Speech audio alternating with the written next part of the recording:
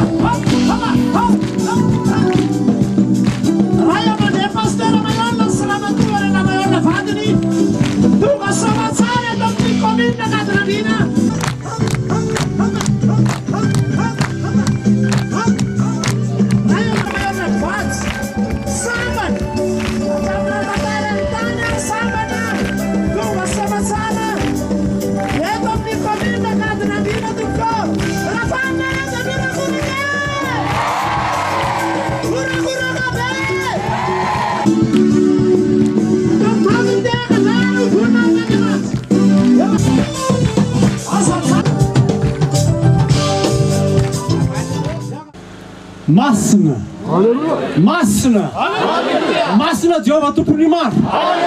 Andriamanitra zao rehetra zao. Feno voninahitra ny tany sy ny lanitra.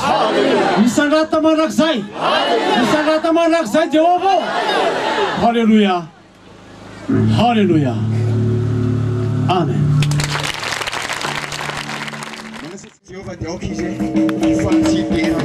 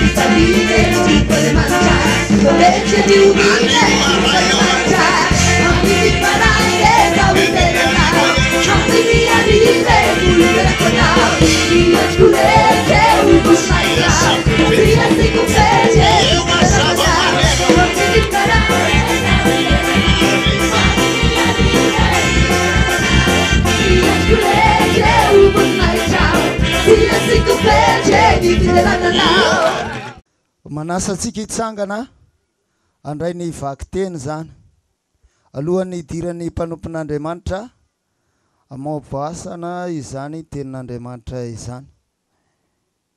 Androany sabata varaika amby folo jona 2016 eto Kadinandriana vaky tenitsika izay raisinao amin'ny perikopy fisasarana rehetra misy valiny avokoa amin'ity telo volana ity fama feno fanantenana mandrakariva amin'ity volana izay hitsahantsika ity tsy resy ianao fa tafita ny 20 taona hoarina ao an-tranon'ny Tompo. Alleluia! Ny vaky teny izay raisantsika amin'ity sabata ity ary dia raisinao amin'ny Genesis 2:30 ka hatramin'ny 9:40. Ny nandrotsiran'i Jakoba avy tany Mesopotamia ody any Kanana. Amin'ny anaran'i Jesosy, Jakoba nandre ny tenin'ny zanakalainy Labana nana hoe efa lasan'i Jakoba avokoa izay rehetra nananany raitsika. Ary avy tamin'ny fananany raitsika no nahazahoany izao voninahitra rehetra izao. Ary hitan'i Jakoba ny tarehiny Labana fa iny tsy mba miramirana tamin'ny tahaka ny taloha izy. Ahoy Jehova tamin'i Jakoba, mody any amin'ny tany razanao sy any amin'ny havanao, arombanao aho. Jakoba naniraka ka napakandra-ely sy Lea kany an-tsaha ho any amin'ny ondry amanosiny. Ka nanao taminy hoe hitako ny tarehiny rainao, fa tsy mba miramirana amiko tahaka ny taloha, fa Andriamanitry ny raiko no efa nomba. Ary fantatsareo fa tamin'ny heriko rehetra no nanompoky ny rainareo. Fa indrainareo efa namitaka efa nanovany karamako impolo. Nefa tsy navelan'Andriamanitra tonga loza tamiko izy. Raha nilaza hoe izy ny mara rehetra ho karamanao, dia niteraka mara ny ondry amanosy rehetra. Ary raha nilaza hoe indray izy ny sadika rehetra ho karamanao, dia niteraka sadika ny ondry amanosy rehetra. Dia nalain'Andriamanitra ny fananany rainareo ka nomeny ahy. Ary rehefa mby amin'ny andro izay nikambanany ondry amanosy, dia natopoko ny masoko ka hitako tamin'ny nofy ary indro sadika sy mara ary sada ny lahy izay mikambana tamin'ny ondry vavy sy ny osy lahy. Ary hoy ilay anjelin'Andriamanitra tamin'ny nofy ry Jakoba, dia hoy izao ity aho. Ary hoy izy, mba atopazo ny masonao ka jereo, fa sadika sy mara ary sada ny lahy rehetra izay mikambana amin'ny ondry vavy sy ny osy vavy, sady efa hitako izay rehetra nataon'ny Labana taminao. Izao no Andriamanitra Betela izay nanosoranao trangam-bato sy ny voadinao tamiko. Mianga ankehitriny hiala amin'ity tany ity, ka mody any amin'ny tany naterahanao. Dia namaly Rahely sy Lea ka nanao taminy hoe mbola misy anjara solova ho anay va ao amin'ny tranony rainay? Tsy nataony toy ny vahiny va izahay? fa efa namidiny izahay sady nohan'ny lalandava ny volanay rehetra. Fa ny arena rehetra izay nalain'Andriamanitra tamin'ny rainay dia anay sy an'ny zanakay izany. Ko ankehitriny izay rehetra nolazain'Andriamanitra taminao dia ataovy. Tohizantsika izany tenin'Andriamanitra izany ao amin'ny filazantsara ny soratan'ny Luka. Filazantsara ny Jesosy Kristy izay soratan'ny Luka. Luka 4:10. Teny 9:4 ka hatramin'ny 7:20. Soramandry, ny nanasamy fariseho anankiray an'i Jesosy sy ny nahasitrana ny lehilahy marary manirano ary nitoriany teny tamin'ny olona tao an-trano. 9:40. Fa hoy Jesosy taminy, nisy olona anankiray nanao fanasana lehibe ka nanasa olona maro. Ary naniraka amin'ny mpanompony izy tamin'ny fotoana fisakafoanana ilazana amin'izay efa nasaina hoe andeha fa efa voavoatra izao ny fanasana. Fa izy rehetra dia nitovy saina ka samy nanao fialana. Hoy ny voalohany taminy, efa nividy tany aho ka tsy maintsy mandeha izaha azy. Masina ianao ekeo ny fandavako. Ary hoy ny anankiray koa, efa nividy omby 10 aho ka andeha hamantatra azy. Masina ianao ekeo ny fandavako. Hoy ny anankiray koa, efa napakabady aho koa amin'izany tsy afaka makany. Ary noho ny tonga ilay mpanompo dia nambarany tamin'ny tompony izany. Dia tezitra ny tompony ka nanao tamin'ilay mpanompony hoe, mandeha nafaingana ho eny amin'ny lalambe sy ny sakely-dalana eto an-tanàna, ka ampidiro ny malahelo sy ny kilemaina sy ny jamba ary ny mandringa. Hoy ilay mpanompo, tompo, efa natao izay nandidinao, ary mbola tsy feno any ny trano. Ary hoy ny tompo tamin'ilay tompony, mpanompony, mandehana ho eny amin'ny lalambe sy ny sisim-boly, ka tereny olona hiditra mba ho feno ny tranoko. 9:20. Fa lazaiko aminareo, tsy hisy anandrana ny nahandroko ireny olona nasaiko ireny na dia iray akory aza. Faranantsika izany tenin'Andriamanitra izany ao amin'ny epistily nosoratan'i Paoly dia ny bokin'ny Romanina izany. Romanina 5:5. Raisitsika amin'ny 5:20 ka hatramin'ny 7:30. Ny soramandry ary amin'ny 7:20 ny amin'ny andraisana izay malemy finoana sy ny tokony ifandeferana. 5:20 ka hatramin'ny 7:30. Fa ankehitriny dia efa nakany Jerosalema aho hanompo ny olona masina. Fa efa sitrapony Makedonia sy Akainy hamory vola hiantrana ny malahelo amin'ny olona masina any Jerosalema. Eny sitrapony izany sady mpitrosa aminy izy. Fa raha ny jentilisany ny ombina ny zava-panahy taminy dia tokony hanompo azy koa amin'ny zavatra momba ny nofo izy. Ary rehefa vitako izany ka voatolotro azo amatsara izany vokatra izany dia iazo any aminareo aho raha makany Spania. Ary fantatro fa raha makany aminareo aho dia omba any fenoan'ny fitahian'i Kristy. Ary mangataka aminareo aho rahalahy noho ny amin'ny Jesosy Kristy tompontsika sy ny fitiavana avy amin'ny fanahy, mba hiarahanareo miezaka amiko amin'ny fivavahanareo amin'Andriamanitra ho aho, mba voavonjy amin'ny tsy mino any Jodia aho, ary mba akasitrahan'ny olona masina izay fanompoana ataoko any Jerusalema, mba hakanesako any aminareo amin'ny fifaliana raha sitrapon'Andriamanitra ka samy ho velombelona ny fotsika. Ary Andriamanitra ny fiadanana ane ho aminareo rehetra. Amen. Hotahinana izany teny izany aso mifanahin'ny fiangonana rehetra dia mena mpanompon'Andriamanitra ny famoaboasana ny tenin'Andriamanitra. Hivavaka isika amin'izany hafatra sy tenin'Andriamanitra izany, ary hivavaka ihany koa ho an'ny fanatitra sy ny ampavolon-karena ary ireo fanatitra maro izay natokantsika ho fampandrosoana ny asan'Andriamanitra. Araka hivavaka antsika. Jehova Andriamanitra ray eo, lehibe ny fitahina izay nomenao nay indray nandritry ny herinandro. Ka nirovanao nay tamin'ireo loza sy ny ratsy rehetra. Nahafahanay nanolotra indray ny fanatitra araky ny baikonao izay manao hoe aoka tsy sisy eo fanatreko tsy mitondra fanatitra ny olona. Foka ny olona samy mitondra araka izay zakany avy, araka ny fanambinana izay nomen'Andriamanitra azy. Koa dia ankehitriny Jehovah Ray Masina, eto amin'ny ity commune akatana Andrina ity indray izay paroasy Nambomanambola, tonga maro eto hitera sy ankalazanao amin'ny alalan'izany fanatitra izany. Koa dia raiso izany mba hoantra kasitrahana eo amin'ny seza fiandriananao, ka tsy verina aminao foana ny teninao raha tsy efa natanteraka izay nampandehananao azy, izay manao hoe voako ny varavaran'ny lanitra kandrotsaka fitena fiainam-beampo anareo. Asiko teny mafy ny valalatsy ny mba nivokatra reo dia vanimbony voaloboka reo, ary nareo dia ataon'ny firenena rehetra hoe tany mahafinaritra sy sambatra hoy ianao Jehovah tompony maro. Dia mitenena ary Jehovah fa mihaino indray izahay amin'ny alalan'ny vakiteny ny perikopa amin'izay afatra omenao ny fiangonana izay miainga avy eto amin'ity paroasy Nambomanambola, eto amin'ity commune Ambanivohitra Akadin'Andrina ity.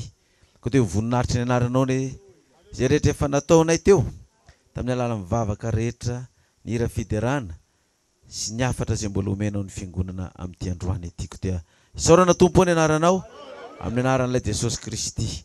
Maty ny levona nitsangana araka ny soratra masina angatany izany vavaka izany. Ho azy ane nideratra amin'ny taloha indrenako mandrakizay. Halleluja, amen. Dia manatsantsika ary mba hamonjy toerana isaorantsika an'Andriamanitra. Androany sabata fa 12 ny volana Jiona, taona 2020.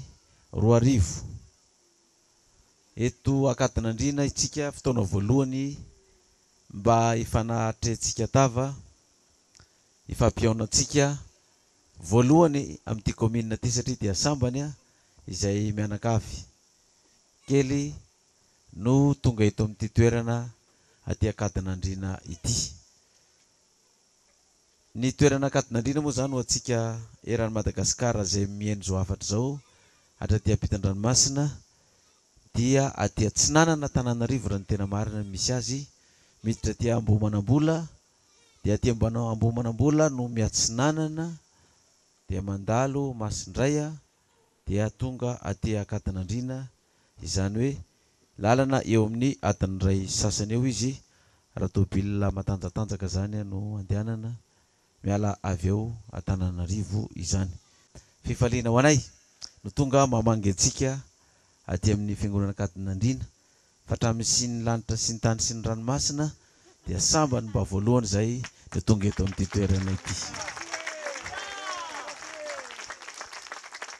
Ka dia avy miainga avy ety Akadin'Andrina indray zany ny afatra iarabantsika ireo voakan'Andriamanitra rehetra maneran-tany, dia mariky ny fifampiarabantsika zay dia anao feo mafitsika iteran'Andriamanitra manao hoe da sy vitehaka mafy zany iarabantsika ireo voakan'Andriamanitra ireo. Tavy mafy ny tehaka saotra tompoko, mahafinaritra zany. Nomboka andray ny afatra tsika manorina fiangonana ho atsika araky ny afatra tamin'ny heriny, dia misy ny M7000 samy manao izay azo atao, dia misy ny manona ny fiangonana eto Akadin'Andrina ihany koa, manao ny ezaka koa ny fiangonana eto Akadin'Andrina izany.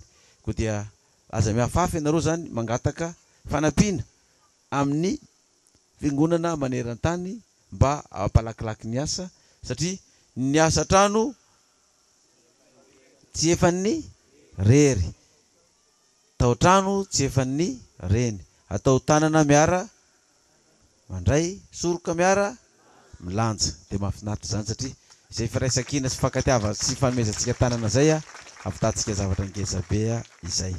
Iroso arintsika amin'ny afatra. I Jakoba no afatra nomenantsika ato amin'ny perikopa. I Jakoba ity moa dia manana ny tantarany tokoa ato amin'ny Baiboly, fa taty aoriana ary rehefa niteny tamin'i Mosesy Jehovah ka nanontany Mosesy nanao hoe raha manontany ahy moa zany ny vahoaka hoe iza zany Jehovah Andriamanitra izany, dia ahoana no lazaiko azy? Dia lazao hoe Jehovah Andriamanitra Abrahama sy Isaka ary Jakoba. Jehovah Andriamanitra Abrahama sy Isaka ary Jakoba. Olona telo zany ireo olona voasoratra ireo, Abrahama, Isaka ary Jakoba. Dia rehefa tonga koa Kristy niaraka tamin'ny mpianatra 12 dia maka mpianatra telo izy rehefa mitokana. Dia Petera, dia John, dia Jakoba. Ireo mpianatra spesialista ohatrany hoe miavaka amin'izy 12 rehefa mizavatra tena zavatra manokana dia miantso an'izy telo ireo koa Kristy. Efa hitokana manokana zany. Ka ity Jakoba ity manana tantarany lehibe izy eto. Fa raha raisitsika zany ity perikopa ity ka vakina ny andininy voalohany ka hatramin'ny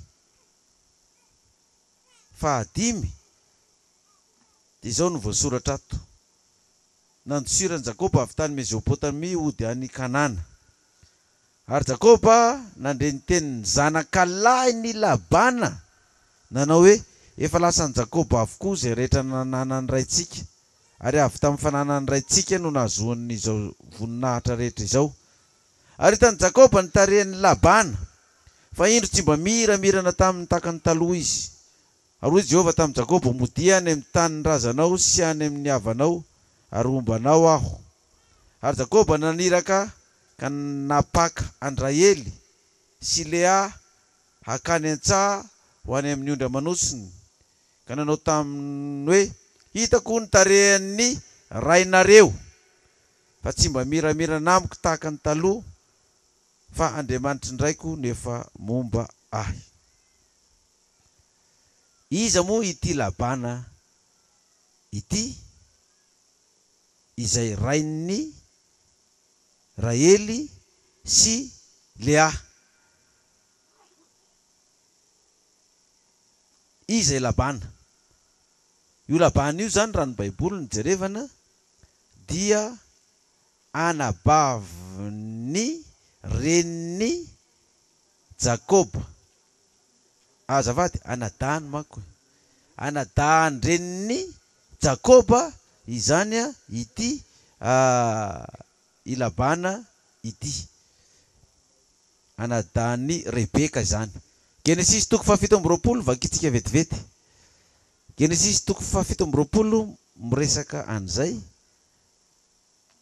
1:7 ka hatramin'ny 7:7. Ny nialany Jakoba tao amin'ny rainy andositra an Esau, ary napakarany Esau zanakavaviny Ismaela ho vadiny. Ary Esau nanao folentika tamin'ny Jakoba noho ny tsodrano izay nataony rainy taminy. Dia hoy Esau anakapo, efa tombotra ny andro isaonana ny kaky, dia hamono an'i Jakoba rahalako aho. Ary nisy nahambara tamin'ny Rebeka izany tenin'ny Esau izany, tenin'ny Esau zanany lamatoa izany, dia naniraka napaka an'i Jakoba zanany faralahy izy, ka nanao taminy hoe indro Esau rahalahinao mikasa amaly nataonao ka amono anao. Ary ankehitriny anaka, arao ny teniko, mianga ka mandosira ho any arana, dia any amin'ny Labana anadahiko. Rebeka zany no reniny Jakoba sy Esau. Esau ny lamatoa, Jakoba no faralahy. Dia rehefa nangalariny Jakoba ny tsodranony Isaka rainy, tezitra ny zokiny, ho vonoiko izy rehefa maty i dada, fa za tsy mba nahazo ny tsodrano fa lasa ningarainy daholo nefa zavatra anjarako zany. Dia reniny zany zay hoe ha, ho ratsy ty tantara ty, fa andany anao Jakoba zanako faralahy, makanesany amin'ny anadahako Labana, dana mandositra any aingana. Dia 7:20 ny andininy voalohany ka hatramin'ny 7 no vakitsika, hatramin'ny 4, 7:20 ihany.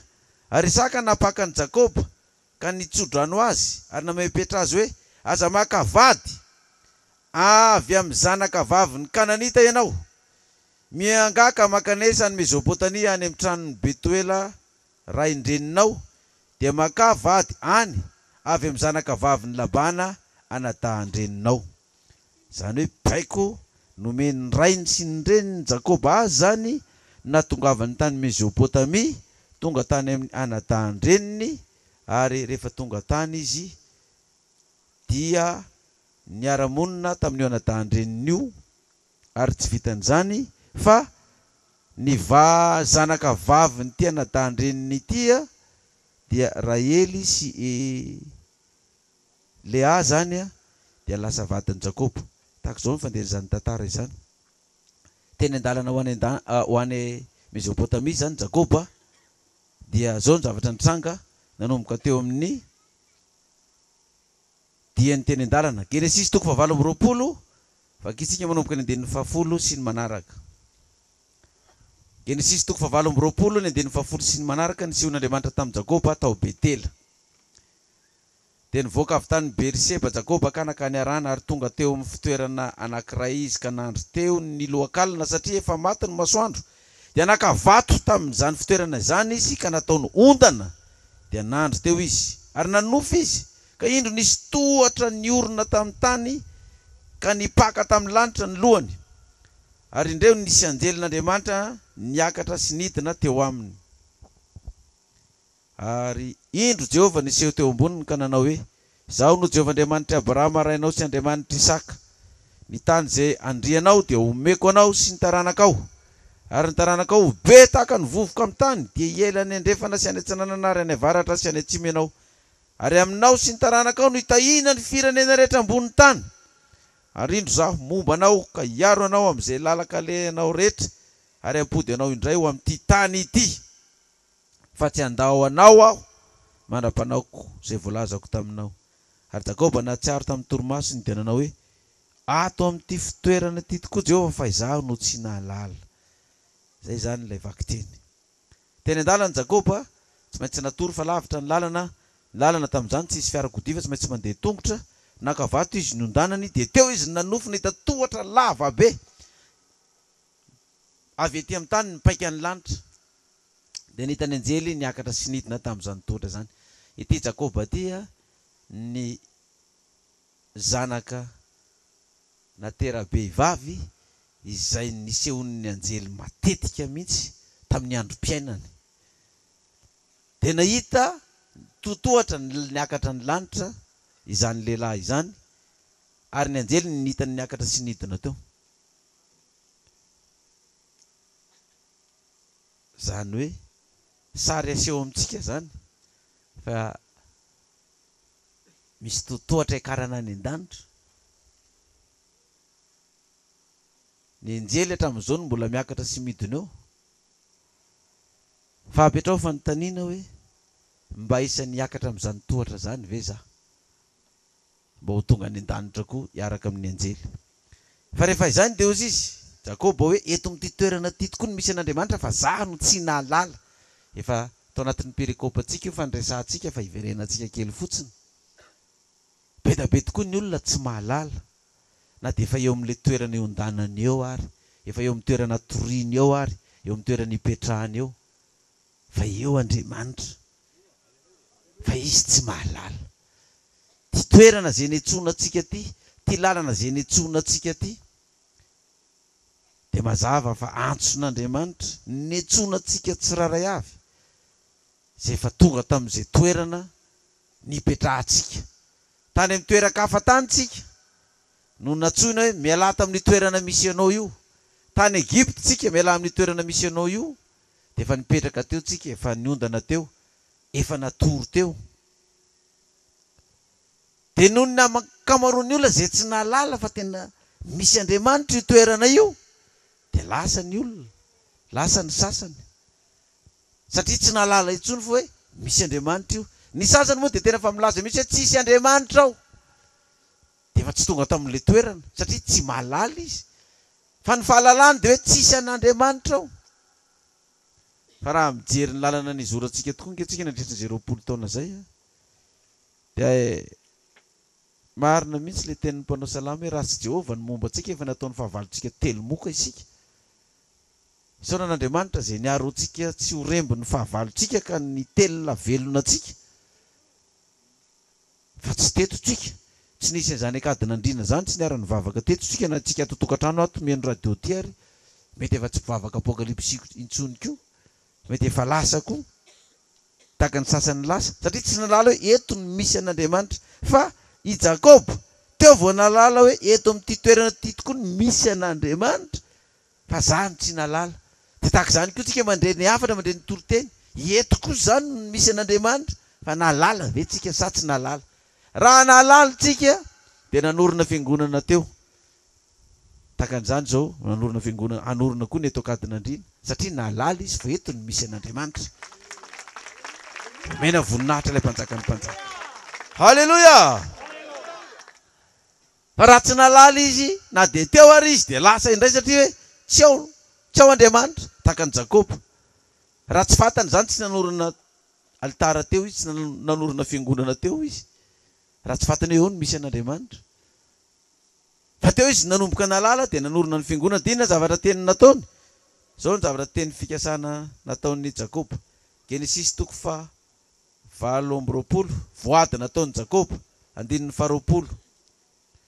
De nivoady Jakob ka nanao hoe raha omba Andriamanitra ka hiaro amin'izao lalana alehako izao ary anome aho mofo hoaniko sy lamba hitafiko.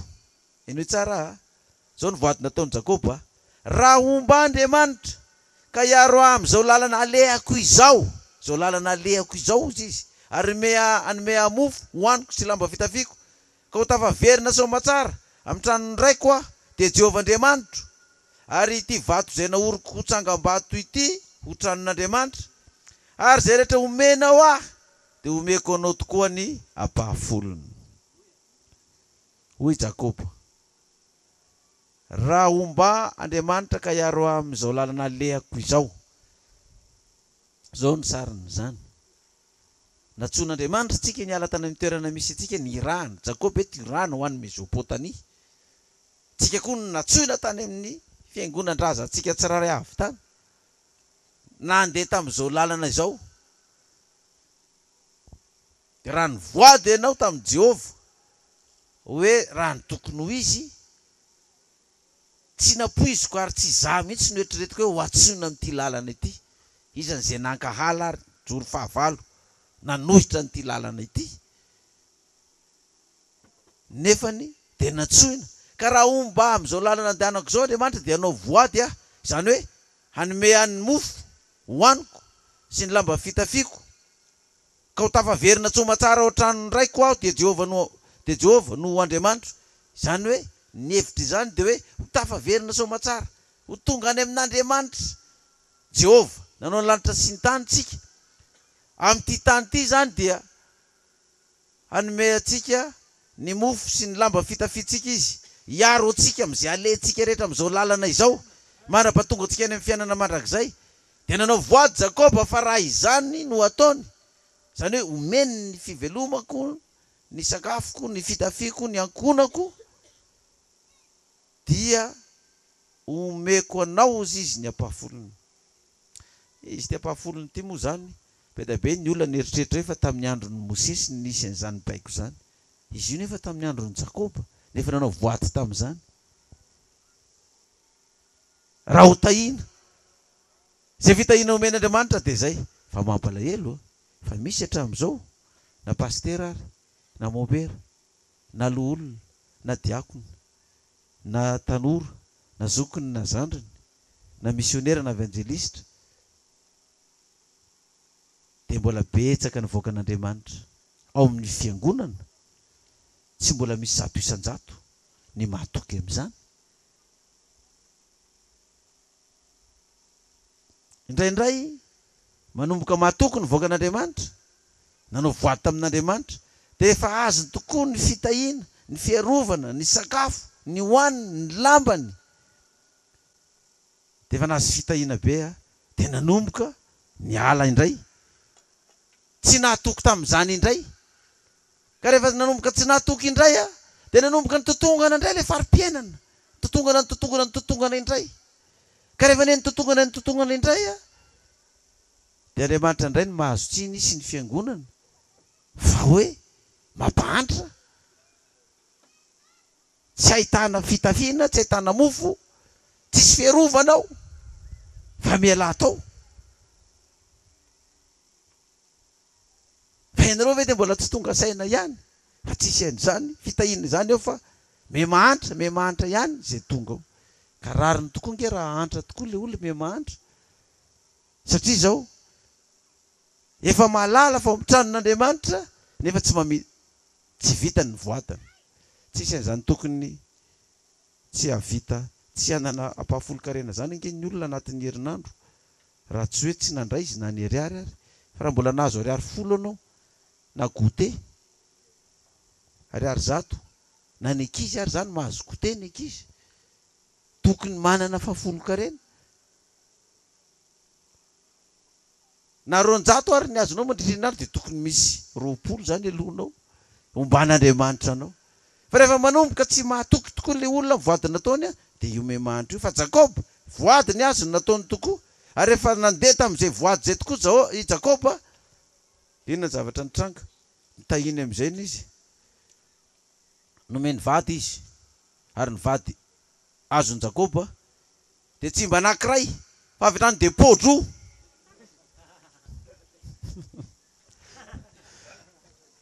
Mety olondray ny lolona atoriana koa te na vo Jakoba zany fa zay tena tonga tiny dia podro ny azy ny vady azony. Ary tsy Jakoba ny eritreritra akavady podro fa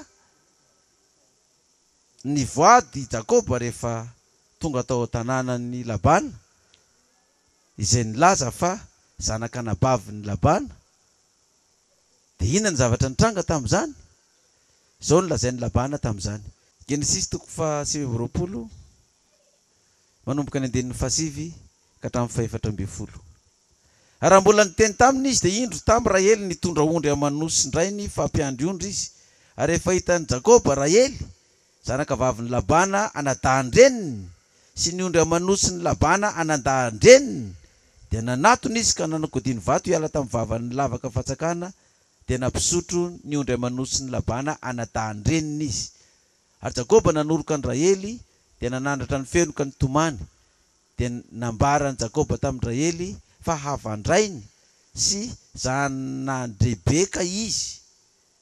Dia niazakazaka Rahely nanambara izany tamin'ny rainy. Ary rehefa reny Labana ny filazany any Jakoba zanaka nabaviny dia niazakazaka nitsena azy izy ka namiana azy sy nanoroka azy ary nitondra azy ho any an-tranony. Dia nambarany Jakoba tamin'ny Labana izany rehetra zany. Ary hoy Labana taminy, taolako sy nofoko tokoa ianao. Ary rehefa nitoetra tao amin'ny andro ray volana Jakoba dia hoy Labana taminy, moana dia rahalahako azy ianao dia nompo maina va, lazao amiko ary zay ho karamanao. Ary Labana nananjanaka 2 vavy, Lea no anaran'ny zokiny ary Rahely no anaran'ny zandriny. Ary Lea dia nalemy maso, zany hoe njola maso zany ny dikan'izany, fa tsy hoe akory hoe malemy ahoana koa zany. Lea zany dia njola maso, fa Rahely bikana, bonne constitution, sady tsara tarehy, très jolie. I Rahely zany sady bikana no très jolie, magnifique. Ary Jakoba dia tara tamin'ny Rahely ka nanao hoe anompanao 7 taona azahoako an-Rahely zanakao vavy, fara vavy, sady zako fara lahy. Ary hoe Labana, aleo omeko anao izy toy zay omena lehilahy hafa, tomera eto amiko. Dia nanompan'ny Labana 7 taona Jakoba azahoany an Rahely, ary toa andro vitsy foana teo masony izany noho ny fitiavany azy. Ary hoy Jakoba tamin'ny Labana, aiza ny seriako mba hanambadiako azy amin'izay, rehefa tapitra ny fetrandroko. Ary nampamory ny tompon-tany rehetra Labana, nanao fanasana zany ka nanao fanasana lehibe mihitsy. Kanjo noho ny hariva dia naka ny Lea zanany vavy izy ka nitondra azy ho any amin'ny Jakoba dia nanambady azy Jakoba. Ary nomeny Labana any Lea zanany vavy Zilpa ankizy vavy nanompo azy. Ary noho efa maraina ny andro indro fa Lea izy. Dia hoy Jakoba tamin'ny Labana, ahoana zao fitaka nataonao tamiko zao? Fa ratsy ny fitaka farany noho ny voalohany. Moa-Israely fa no nanompoko anao, ka ahoana no fitahanao tao ty jolamaso ty indray nomenao anahy voalohany. Satria tao maizina tao zany tsy hita hoe jolamaso ty efa tonga ataony loko ty. 9:20. Ahoana no fitahanao izy Jakoba? Dia hoy Labana, tsy fanao aty amin'ny taninay ny mamoaka ny zandriny alohan'ny zokiny e. Tanterao amin'ny herinandro ity ny anankiray. Satria mbola tovovavy mbola madio zany ity reto izy miravavy reto, dia karakaraina amin'ny herinandro ity zany ny anankiray, dia omenanao koa ny anankiray noho ny fanompona izay mbola nomponao afito taona indray. Tsy maneno zany Jakoba ozy izy fa bonisy zany ty voalohany ity. Dia nataony Jakoba izany ka nitaterahany ny herinandrony dia nomeny Labana azy koa Rahely zanany vavy ho vadiny. Zany hoe tsy tiavy amin'ny Jakoba zany na antony natonga anazy nahazo vady anankiroa, hoe tonga diny dia tambatra izy roa reto, fa noho ny fomba tany. Kanefany ny tiany Jakoba dia ny faravavy satria io ny tena tsara tarehy, fa normal kosa izy miravavy eo ny ray ve ny jolamaso, ka raha tsy zefa koa izy Jakoba koa hiaka ny jolamaso, fa tsy le zandriny tsara tarehy no alainy aloha. Fa saingy noho ny fomba tany ke zany dia tsy maintsy mahazo ny zokiny aloha na lefa aloha zay vao mandeha ny zandriny. So ihany fa tsy fomba tanyntsika malagasy zany fa fomba tany tamin'izareo tany. Avy amin'izy mivady reo zany no izy roa vadin'ny Jakoba ireto no nazahoana ny taranak'Israely 12. Dia avy tamin'ity Labana ity izay nanompony Jakoba azy 14 taona, nahazoany zanany vavy anankiroa vady, ary nanompoan'ny Labana Jakoba no nazahoany fitahina be. Nety ny fiarahamonina tao ary tena niadana be i Labana sy Jakoba. Dia zay tsika vao tonga amin'ilay vaky tenintsika ty. Velom-pelonana amin'izay ary ny zanakalahin'ny Labana, ary na dia Labana aza dia nanomboka tsy miramirana tamin'ny Jakoba tahaka ny taloha intsony ny endriny araka ny Genesis 1:30. Tsy miramirana intsony izy. Genesis 1:30 . Ary hitan'ny Jakoba ny tarehan'ny Labana fa indro tsy mba miramirana tamin'ny tahaka ny taloha izy, satria lasan'ny Jakoba avokoa ny fitahina sy ny arena, satria efa teny fikasana nomeny Jehovah ny Jakoba io noho ny voady nataon'ny Jakoba. Voady nataon'ny Jakoba fa raha ombana sy tahana ka nomeny sakafoko ianao, anome ny fitafiana zay ilaiko anao, iaro amin'izay aleko rehetra ianao izy Jakoba, dia omeko anao ny ampahafolony zay fitahina rehetra omenao aho. Dia vokatr'izay tokoa ny tombo ny arena sy ny fitahina tao amin'ny Jakoba. Dia velom-pelonana amin'izay ny fianakaviana manodidina, ny mpiaramonina manodidina rehetra velom-pelonana, satria ory hava-manana. Tsy mahafaly ny olona mba hanananao zavatra tsara izany. Ary tsika zao dia vavolombelona voalohany amin'izany noho ny fitahina nomen'Andriamanitra izao fiangonana izao, sy ny fahasoavana nomen'Andriamanitra izao fiangonana izao, dia ny fiangonana rahavavy zandriny reny indray aza ny velom-pelonana daholo, dia manopaopa tsisy oatra zany. Dia tsy mba miramirana tsony ny endrikany. Ny akamaroan'ireo mpitarika fiangonana reo dia olona mifanerasera tamiko taloha, dia miramirana zao tokoa ny endrika rehefa mifankahita sy mifanerasera. Fa noho ny hoe lasa ny tombony ny arenan'ilay fiangonana apokalipsia, dia tsy mba mirana tsony izy ireo fa dia ratsy maso. Tsy vitany ratsy maso aza fa dia zao opa evanjelika rehetrarehetra izao. Dia tsy reraka ny sasany ary dia mavita manao voady mihitsy hoe fifanekena nataoko tamin'Andriamanitra dia tsy maintsy potehina torotoroina tahaka ny sira kosehan'ny bildozera ny apokalipsia. Fa tsika efa nanao voady, raha iaro antsika Jehovah, hanome zay hoanitsika zay ho tafitsika, dia andony ampahafolony ho an'Andriamanitra tsika, dia mbola izao tsika mbola etotsika fa Jehova niaro antsika. Kana dia nisy bulldozer aza norotoro an'ilay sira dia nandalo ny bulldozer fa ny sira mbola miperaka tao fa mbola tsy levy orana tsy toron'ny bulldozer satria Jehova niaro antsika. Izy ny tantana antsika, izy ny momba antsika tamin'ny vady izay nataontsika. Dia indro tokoa Jakoba fa na dia ratsy maso tsy hoirana tamin'ny ntsony ary ny anadahany dia nitady fomba amin'izay Jakoba rehefa nahazo mibaiko tamin'i Jehova hoe mody ianao izy izy any amin'ny tany razanao sy any amin'ny havanao ary ombanao ndana mody ozy izy fa tsy maninona fa ny olona nanaovanao soty no mivadika aminao ary io dia zavatra fahita amin'ny taranakitsika olombelona tokoa. Matetika ny olona zany tsy ny olona rehetrarehetra fa ny ankamaroan'ny olona tsy mba mahalala ny soa natao taminy. Fohatra matetika fanao kotrany hoe misy olona niara-mba nipetraka taminao na fianakaviana io na namana sy tapaka ohatran'izany dia ianao no namonjy azy niara-mipetraka tao, nanampy azy, nanome ny fianarany dia mba nianatra izy dia tafita. Dia rehefa tafita izy na azo vady izy ny tombarena sy voninahitra izy dia tsy tsaroany intsony ilay toerana niaingany. Tsy tsaroany intsony hoe mba hanatitra valim-babena ho an'ilay olona mba nikarakara sy nitaiza. Fa zavatra mba tsaroany ilay fifamaliana kely, ilay tsy fankazahoana tao. Dia ino no entina mandeha re zary tao nataony an'izao zao. Tsy manino zany fa zany zavatra mipisy. Ary eto dia te hanafatra ihany koa atsika tanora fiangonana, zanaky ny fiangonana. Maro amintsika zanaky ny fiangonana tahian'Andriamanitra tato amin'ity fiangonana ity no tantanan'Andriamanitra ny diany, nirovan'Andriamanitra azy, nanomezany sakafo ny fitafiny. Tahiny natonga azy ho afaka fanadinana hatramina kely azy ary tafita ny fianarany hatrany ampitan-dranomasina na azy fitahina nomban'Andriamanitra. Ny mampalahelo nefa ny dia ity rehefa tafita reny zanakitsika ireny, reny tanora itsika ireny dia tsy tsaroana intsony ny fiangonana.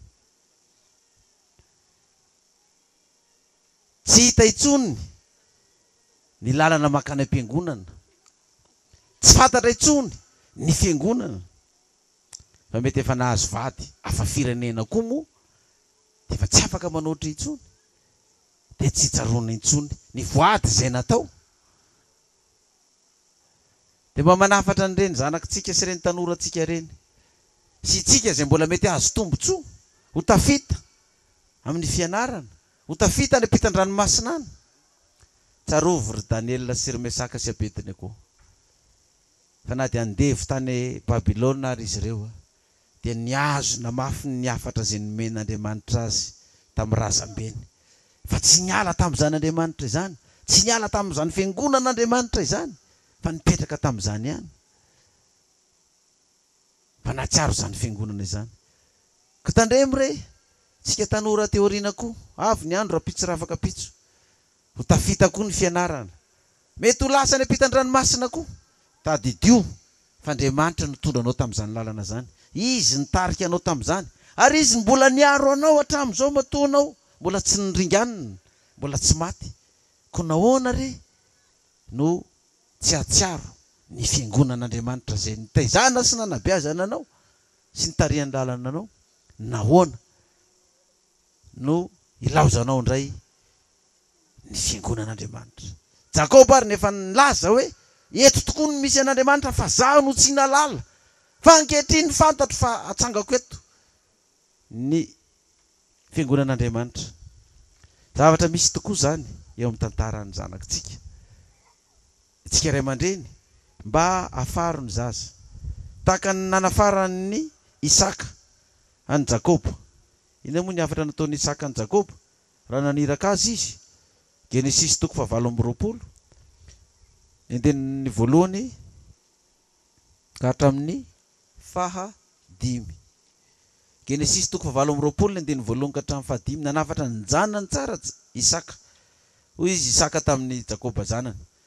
Genesis 7:20 ary Isaka napaka ny Jakoba ka nitsodrano azy ary namepetra azy hoe aza maka vady avy amin'ny zanaka vavy ny Kananita ianao. Miangaka makanesany Mezopotami any amin'ny tranony Betuela raindreninao dia maka vady any avy amin'ny zanaka lany Labana anatandreninao. Ary Andriamanitra tsy tohany hita ianao ka hamaro faranao sy hampitombo anao mba ho tonga firenena maro ianao. Ary omeny ianao ene ny fitahin'i Abrahama dia ho anao sy ny taranakao koa mba handovanao ny tany fiavianao izay efa nomen'Andriamanitra Abrahama. Ary Isaka nampandeha an'i Jakoba ka dia lasa izy nakany Mezopotami ho any amin'ny Labana zanaky Betuela Siriana anatahany Rebeka reniny Jakoba sy Esau. Nanafatra tokoa Isaka anjanany fa tsy dia nalevaleva ny fotsiny tany ny zanany hoe mandehana ianao ary Andriamanitra ane dia hita ianao, hampitombo anao ho tonga firenena maro ianao, omeny ianao ne ny fitahin'i Abrahama dia ho anao sy ny taranakao mba handovanao ny tany fiavianao. Zany hoe ity zanaky Isaka ity zany dia nitsofin'ny rano andeha fa zao rehefa nalefany dia nafahaparany tsara tsy haka vady any amin'ny hafa firenena ary ho tahina amin'izay lalana alehanao rehetra ho ambinina amin'izay ataonao rehetra ary ho tonga firenena lehibe ne ianao sy ny taranakao. Zany hoe ho an'ny zanaka izay mandray tsara ny hafatra ty ray aman-dreniny ity zany, mihaino tsara ny hafatra omeny ray aman-dreniny azy dia tanteraka aminy tokoa izany teny fikasana zany hoe Andriamanitra tsy tohany hoe hita ianao ka maro faranao sy hampitombo anao mba ho tonga firenena maro ianao, omeny ianao ane ny fitahin'i Abrahama dia honao sy ny taranakao koa mba handovanao ny tany fiavianao izay efa nomen'Andriamanitra Abrahama anao. Dia reny zanakitsika ireny zany rehefa omentsika hafatra ka makatohan'izany hafatra zany dia Jakoba no ohatra velona amin'izany, nanaraka ny tenin'ny ray aman-dreniny tokoa, ny hainy ny hafatry ny ray aman-dreniny tokoa, na ara-nofo na ara-panahy dia jerevy tokoa nitahin'Andriamanitra ny Jakoba fa nomeny zanaka 12 izy ary tsy vitan'izany fa ny fitahina miavosa dia voarainy avy tao amin'ity anatandreniny ity, na dia velom-pelonana taminy ary le anatandreniny sy ny taranaky nyty anatandreniny ity fa Jehova nomba an'ity Jakoba ity. Genesis 1:30 ndiny 1:10 ka hatramin'ny 13 ary zao mivaky teny. Ary hoy ilay anjelin'Andriamanitra tamiko tamin'ny nofy, ry Jakoba, dia hoy ahy inty aho ary hoy izy mba tipazo ny masonao ka jareo fa sadika sy mara ary sada ny lahy rehetra izay mikambana amin'ny ondry vavy izy ny osy vavy satria efa hitako izay rehetra nataony Labana taminao. Zao no Andriamanitra Betela izay nanosora anao tsangam-bato sy ny voadinao tamiko. Mianga ankehitriny hiala amin'ity tany ity ka modia any amin'ny tany naterahanao. Mianga amin'izay hozy Jehova, efa azonao ny arena rehetra rehetra, miverena any amin'ny tany naterahanao. Zany koa ny hafatra omena atsika zanaka rehetra izay mandrato fianarana, tady fivelomana any ampitan-dranomasina rehetra rehetra. Rehefa tafity ianao, nomen'Andriamanitra anao ny arena rehetra rehetra, miverena amin'ny fiangonanao, miverena any amin'ny tanindrazanao satria zay ny baikon'ny Jehova nomeny ianao amin'ny lalana andehananao fa ho tahina ianao, ho ambinina ianao. Raha miazona zany tsara zany hafatra zany dia mandehana ozy izy fa ho tahiko anao dia modia any amin'ny tany izay naterahanao. Nasainy Jakoba tonga tany amin'ny tany Mezopotami, tonga ny fotoana iverenana avy any. Ina moa ny ifandraisany zany amin'ireo zanakitsika izay atao hoe lasa. Maro izy ireo ny lasa, misy ny zanaka ara-nofo, misy ny zanaka ara-panahy, misy ny zanaky ny fiangonana ara-panahy. Lasa nandeha tany Mezopotami tany, lasa any tonga ny hafatra, modia nareo miverena amin'ny tany izay niterahananao any amin'ny tanindrazanao. Dia sarin'izany hoe tato amin'ity fiangonana ity zany niterahanantsika dia tonga amin'ny fanasany da hanamody amin'izay fa Jehova efa ombanao. Dia miditra amin'izay tsika ary mivaky teny ery amin'ny Luka ary Leo katoko fefatra amby folo andininy enina amby folo ka hatramin'ny fa efatra amby roapolo. Fa hoy Jesosy taminy, nisy olona anankiray nanao fanasana lehibe ka nanasa olona maro. Tahaka ny Labana zany nanao fanasana rehefa nanambady an'i Jakoba ny zanany vavy. Ary naniraka mpanompo izy tamin'ny fotoanany fisakafoanana ilaza tamin'izay efa nasaina hoe andeha fa efa voavoatra izao ny fanasana. Fa izy rehetra dia mitovy saina ka samy nanao fialana. Hoy ny voalohany taminy, efa nividy tany aho ka tsy maintsy andeha iza azy. Masina ianao ekeo ny fandavako. Hoy ny anankiray koa, efa nividy omby 10 aho ka mandehana amantatra azy.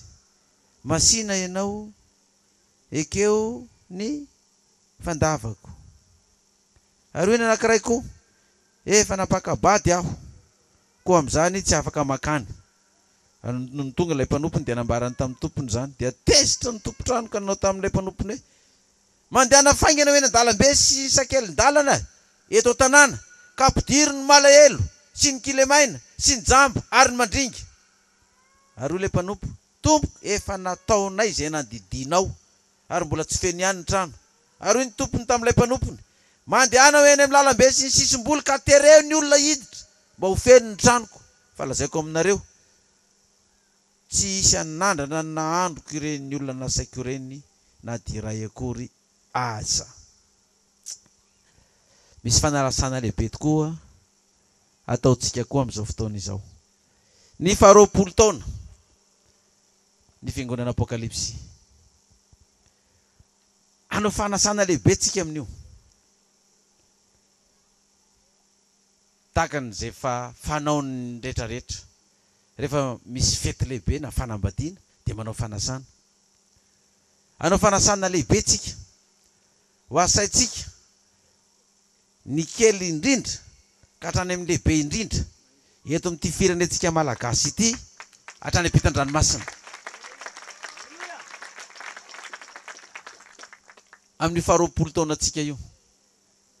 Izany hoe ny kely indrindra eto amin'ny firenena, eto amin'ny fiangonana, eto amin'ny commune misy atsika, eto amin'ny district misy atsika, eto amin'ny fokontany misy atsika, eto amin'ny région na faritra misy atsika, dia samy ho asaitsika daholo. Etsika ty Kadinandriana zany, anasa olona koa nareo amin'ny 20 taona zay afaka. Tsy hoe ny apoka ihany zany no ho asaina, fa zay olona afaka hoentina ndao hiaraka aminay mena fanasana, karakarainareo izy mba ahafahany tonga any. Na tsy haiko na zay karakarainareo na ny freny na ninona. Raha tsy izy nareo zay rehefa tsy manana freko mbola ny olo hafa ndray omeny fre amin'ity zavatra ity. Fa anasa olona tsika zay afaka, na 3 na 5 na 9 na 4 defa hoentitsika. Tonga any tsika koa mikarakara sakafo, defa mba metsika sakafo koa miara misakafo amintsika izy. Asao daholo, na ny kely na ny lehibe, hatrany amin'ny kely indrindra zany, na ny manan-karena na ny mahantra. Fa ifanasana ataontsika io dia hipakatra any amin'ny filoha repoblika malagasy koa io sy ny vadiny. Asaitsika koa ireo ny androm-panjakana rehetra ho asaitsika daholo, ny androm-panjakana rehetra. Fa isika koa anasa zay namana sy tapaka, zay namako sy tapako any dia mba omeko fanasana iangaviako amin'io ndao mba hiaraka 20 taona amin'io. Fa izy fahasoavana ho raisinao, izy fahasoavana fitahina voarainao amin'izany 20 taona zany. Dia samy ezaka mba manasa olona tsirairay avy-tsika, satria zay le fanasana atao. Masaka ny nahandro, masaka ny sakafo, ndana lazao ny olona nasaina rehetra, asao avokoa ny olona rehetra mba ho avy. Ho asaitsika koa ireo namantsika izay tsy nahalala fa ato Andriamanitra, nefa tato ny nitezana azy, tato ny naterahany, nefa ireny namantsika ireny dia tsy tafarady intsony. Kiadona ny 20 taona ity fiangonana apokalipsy ity. Raha zaza zany efa lehibe. Ireny namatsika tsiraray avy reny, na lasa inona izy, na lasa inona izy. Na aiza fiangonana andanana, na nanangana fiangonana vaovao izy, ho asaina daholo amin'io fotoana io. Fa 20 taona io. Anasa ny fiangonana rehetra koa isika.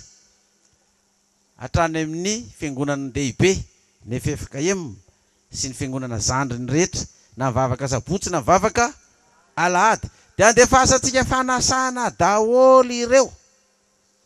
Dia raha tsy faly amin'izany nareo dia aza mitera.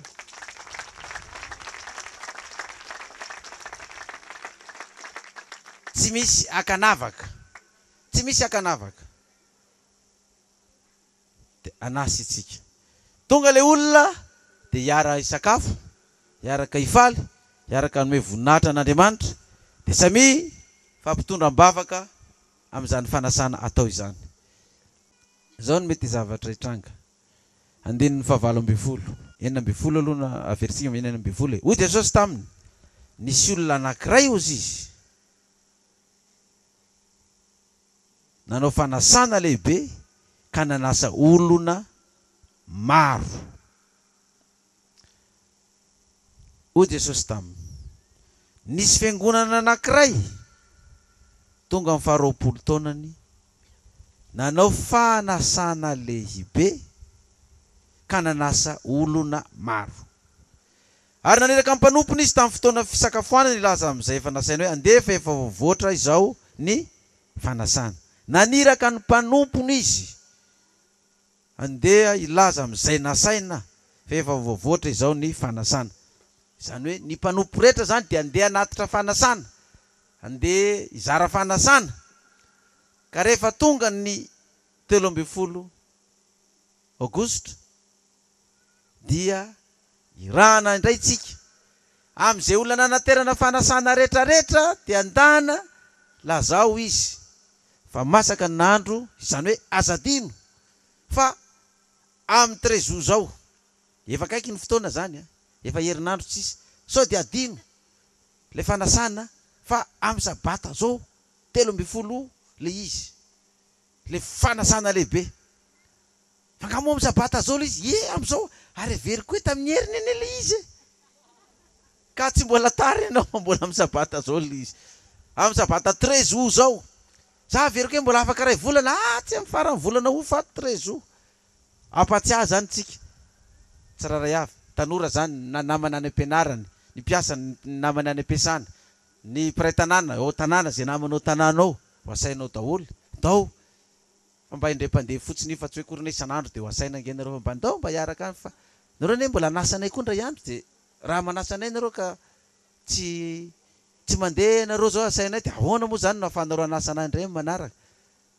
Nareo tokopira reto zao misy fiangonana manasa anareo, dia makany amin'ny fiangonana any manao safitoriana, mitory ny choral, ny groupe, dia mandeha nareo rehefa sainy ny olona, dia efa omany koa izy, fa zay koa anasa anareo fa misy fanasana lehibe koa ataonay amin'ny 17 ny volana. Misy fanasana lehibe koa ataonay ny tokopira. Dia efa ampahafantariko eto koa fa ny tokopira tsiraray avy sy ny groupe, misy be da be ny tonga mitaraina hoe zay dia tsy mba vela hira mihitsy am-piangonana, hoy ny groupe. Dia indray ny choral, bahana n'le groupe koa le hira ao am-piangonana, tsy afaka mihira mihitsy zay. Dia groupe inona hoa zany, électrogène ve zany sa groupe inona hoa? Le tanora tsy choral. Fa ngamo le groupe tsy efa nitokanany, fa ngamo le groupe tsy efa manao tenue, taorany tenue-na choral ihany rehefa am-piangonana. Dia inona no ifamaliana sy anomezana alahelo ny andaniny sy ny ankilany an'izany? Avelao hira ao am-piangonana, efa natao ny taratasy momba an'izany na vavoarainareo, na ny choral na ny groupe, satria zanaky ny fiangonana ireo. Aza atao manao fandaminana an'izany, misy fanatitra alohan'ny toroteny, misy fanatitra orinan'ny toroteny. Azo atao zany, ohatra ny Ambohimarina zao, dia alohan'ny toroteny dia ny choral zokiny, lay afizy no mihira de aoriana toroteny de ny koralina ao toerana no mihira de mifamadibadika eo azo atao koa nge zany hoe ny koralina mihira alohan'ny toroteny amin'ny fanatitra sy ny fahafolokarena vita ny toroteny de mihira indray ny gropy de mifamadimadianao de mihira indray ny ariva ny gropy na ny koralina de mifamadibadika eo de zany ve de mampalahelo de zany ve de mampiady de zany zay de ifandirana hoe tsy mahazo mihira nareo fa ty ihany ny mahazo mihira de malahelo le fon'le zaza de ny avarany rehefa tsy mahazo mihira ao am-piangonana de any Babilôna izy no mihira ary rehefa ny mihira mitaky mini-zipo any mitaky pataloha satria taloha tsy mipataloha fa ny mahazo pataloha de efa avy eo indray tsika hitabataba tena fa mivoana mihitsy le zanakitsika efa lasa any am'izao tontolo zao eto toerana izy tsy avelanao kinona ny dikan'izany de aza atao teriterena ohatran'izany hoa fa mba omeo fahalalahana ny tanora ampiasany talentany anompony an'Andriamanitra de anao fanasana itsika hoy izy ka anasa koa ny tanora anasa ny tsiraray avy ny namany any fanasana lehibe io azo atao koa zany de nizao de manomboka hoe raha misy manasa de mba mandeha anao zany na de tokony tsy toerana andanana fa ianao mba manana ny politika anao zany ny antony andanako amin'ity fanasany ty fianakaviana anaty za mbola nasa azy koa amin'ny 17 volana ka raha misy manasa ny fianakaviana misy fety any am-piangonatsika am-piangonana am'izao mba manasa atsika zanakam-pelezana de mba mandehana de rehefa tonga any ianao de mba maninona koa ty koa mba misy fanasana fa ho avy ny 17 volana fanasana no ataotsika ary de rehefa andeha fanasana io ny olona maro ozy izy no asaina tsika tsy alala zay ho avy na tsy ho avy fa didin'ny mpanasa manasa ny olona rehetrarehetra de tak'izay ny zavatra nisy tato amin'ity fanasana ity fa rehefa masaka ny andro ny rana am'izay le mpanompo-andana efa voavoatra izao ny sakafo atsovy daholo ny olona nasaina zao ny valitenin'ny olona fa izy rehetra de mitovy saina ka samy nanao fialana no ny velony taminy tena miala tsiny miala fondro miala saloha fito efa nividy tany aho ka tsy maintsy andeha izaha azy masina ianao ekeo ny fandavako hoy ny anankiray efa nividy 10 aho ka mandehana ka andeha amantatra azy masina ianao ekeo ny fandavako hoy ny anankiray koa efa napakabady aho koa am'izany tsy afaka makany le tany nividiana io ve handosotro ka de tsy maintsy makany aloha fa tsy le fanasana aloha ny vonjena ohatra le tany vao nividiana de hijery azy androany ka maninona raha mba avy misakafo ory de sady voky no mandeha mijery ny tany na azo double ianao am'izay sahala amin'ny Jakoba sakafo azo ny tany voajery za vao napakabady ka masina ianao fa tsy afaka le vady ve efa napakarina sa mbola vao apakarina efa napakarina efa vady ao Ilea sy Israely efa vady ao an-trano ka maninona raha hoentina ny vady andeha hamonjy n'inona fanasana ndao tsika mivady hamonjy ny fanasana efa vita ny fampakaram-baditsika fa tonga de nisy mpanasa isika fa zany ny excuse n'le olona raha dinihana zany le excuse n'le olona tsy valable hoy ny teny vahiny fa tsy de tena mitombona angely izy fa de zany hoe kamo fotsiny izy tsy te andeha izy no ny antony maro samihafa na de nomena fanasana ary misy ny olona zany nasaina mandeha fa misy olona saina tsy mandeha manana ny antony andehanana sy tsy andehanana ny olona arakaraky ny programany ka izay ny ilaina le fanasana alefa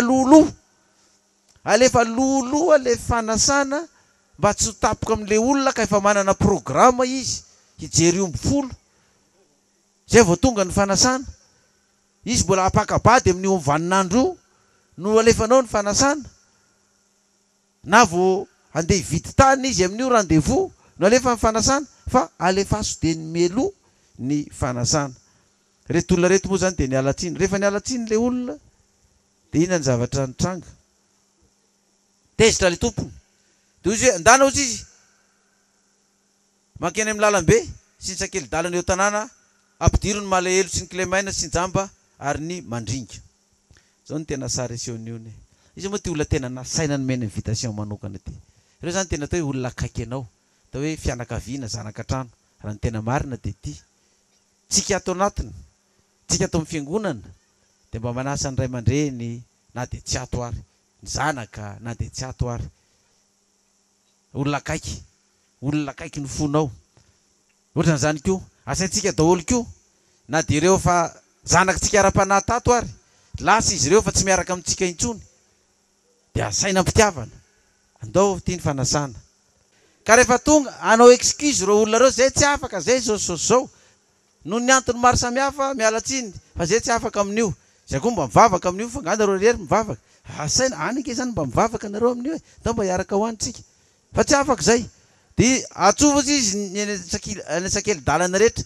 Ampidiriny malahelo sy ny kilemaina sy ny jamba ary malahelo. Na ampidiriny reo tsy mbola feno ny trano, dia mbola mibaiko indray ny tompony. Mandehanao ny amin'ny lalambe sy ny sisim-boly, tereny olona izy mba ho feno ny tranoko. Zao ny sariny zany. Rehefa nasaina reo olona reo, dia atao olona mivavaka, olona manompo an'Andriamanitra, ka tsy mety dia manandehana any amin'ny sisin-dalambe, any amin'ny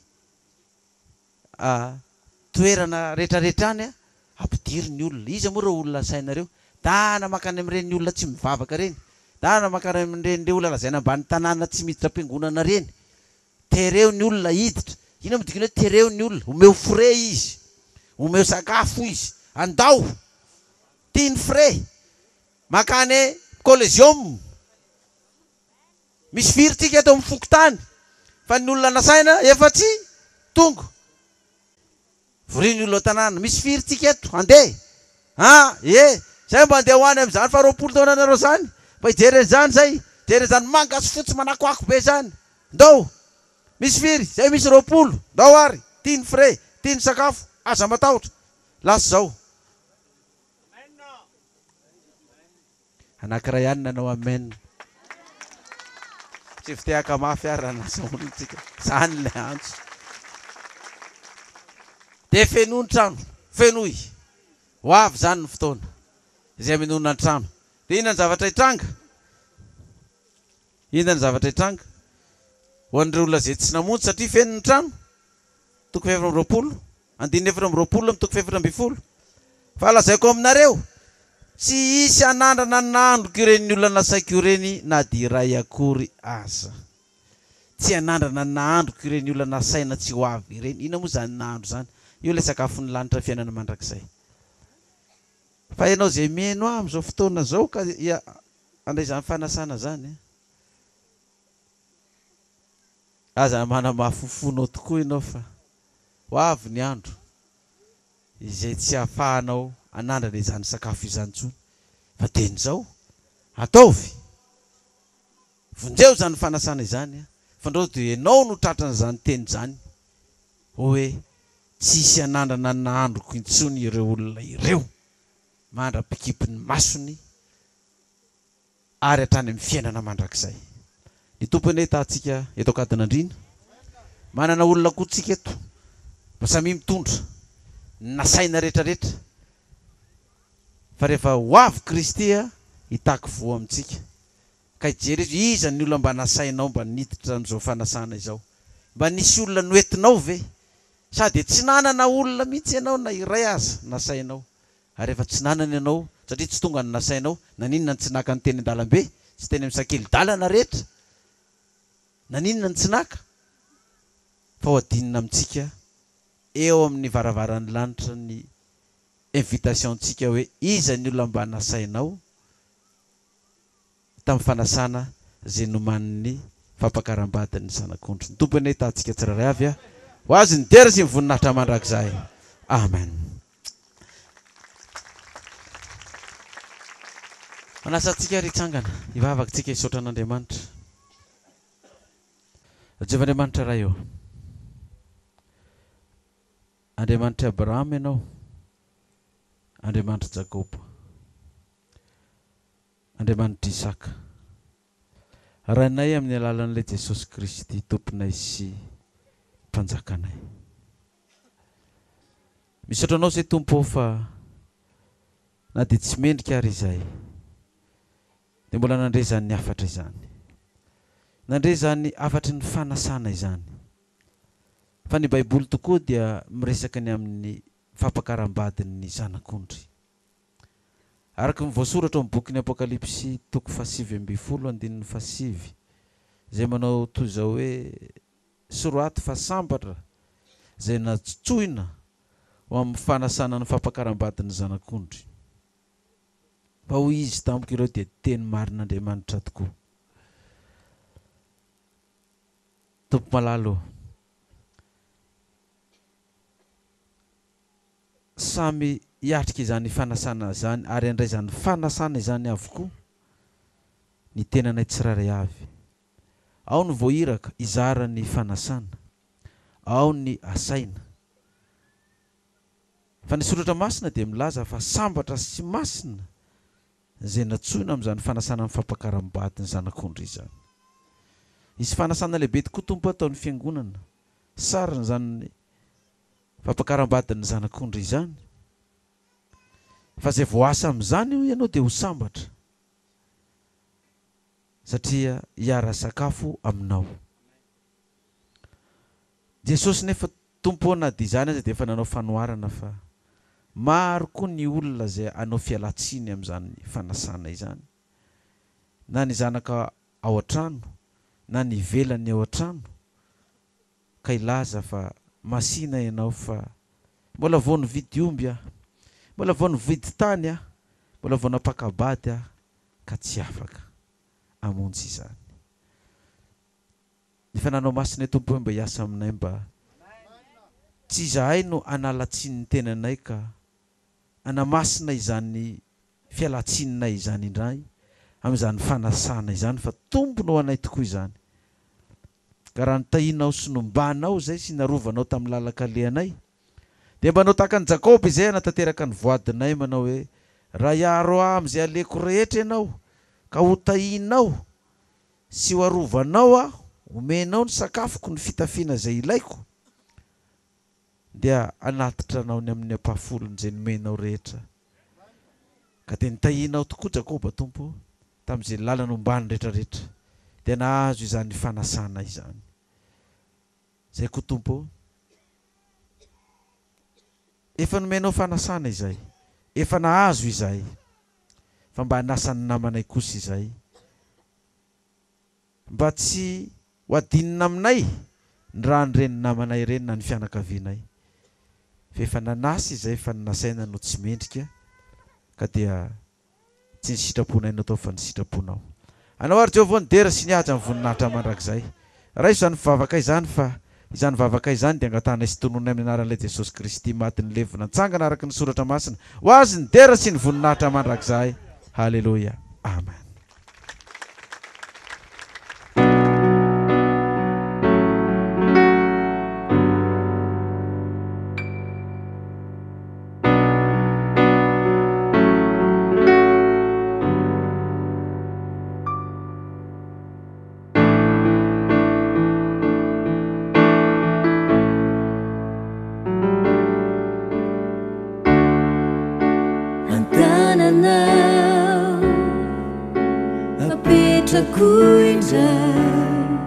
Ni mumba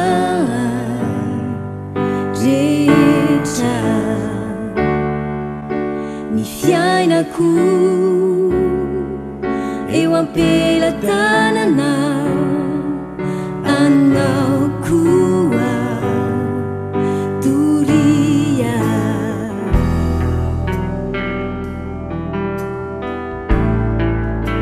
sisomino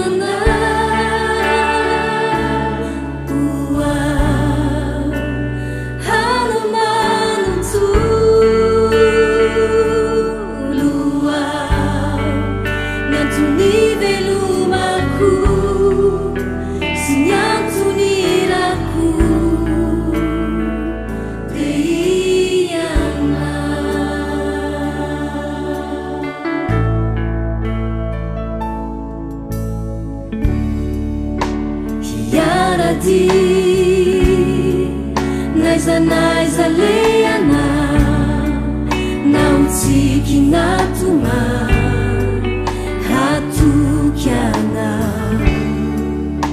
hiaina amini lalana teteni fika sana turia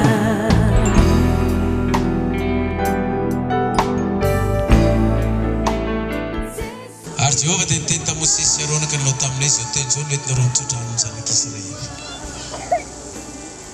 itaya nau kaya arona wane Jehova